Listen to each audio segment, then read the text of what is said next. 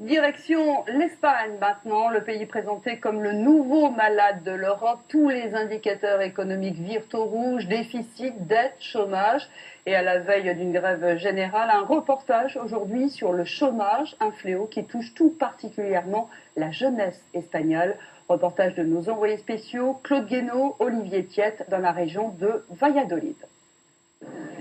Vu du centre de Valladolid, les 4 années de crise ne tardent pas à sauter aux yeux. Partout des affiches à louer ou à vendre, des vitrines à l'abandon, des magasins fermés par dizaines. Les commerçants n'ont plus le moral. Les ventes ont chuté de 30 à 50%. Depuis 2007-2008, on voit bien que c'est la crise. Chaque année, ça empire. L'année dernière a été très mauvaise et cette année, ça prend le même chemin. Âgé d'une trentaine d'années, Ángel fait partie des grandes victimes de la crise. Avec son master en informatique et géographie, il voyait l'avenir tout autrement.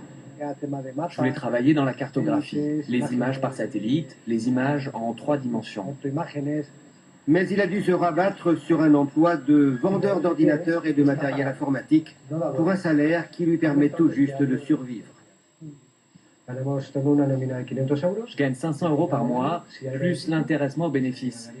Mais comme depuis 4 ans, on ne fait plus de bénéfices. Le chômage ou les petits boulots mal payés, c'est tout l'univers qui s'offre aux jeunes Espagnols. Il y a aujourd'hui en Espagne plus de 5 millions de chômeurs, 2 fois plus qu'avant la crise, et la moitié sont des jeunes. Un loyer pas trop cher dans une résidence moderne avec piscine. Pour ce couple de trentenaires, la vie avait bien commencé. Seul problème, le niveau du salaire d'Eva. 1 000 € par mois comme responsable de la publicité dans un grand magasin, avec pourtant 10 ans d'expérience.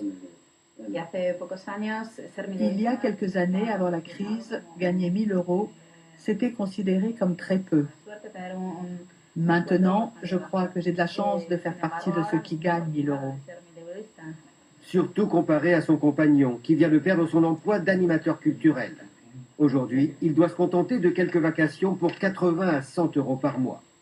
Pour être vraiment sincère, je dirais que je n'ai plus d'espoir. En 4 ans, la crise économique a eu un effet dévastateur. Sur 47 millions d'habitants, on estime qu'il y a 12 millions de pauvres, soit un Espagnol sur 4. Et parmi eux, il y a énormément de jeunes. Alors qu'il est total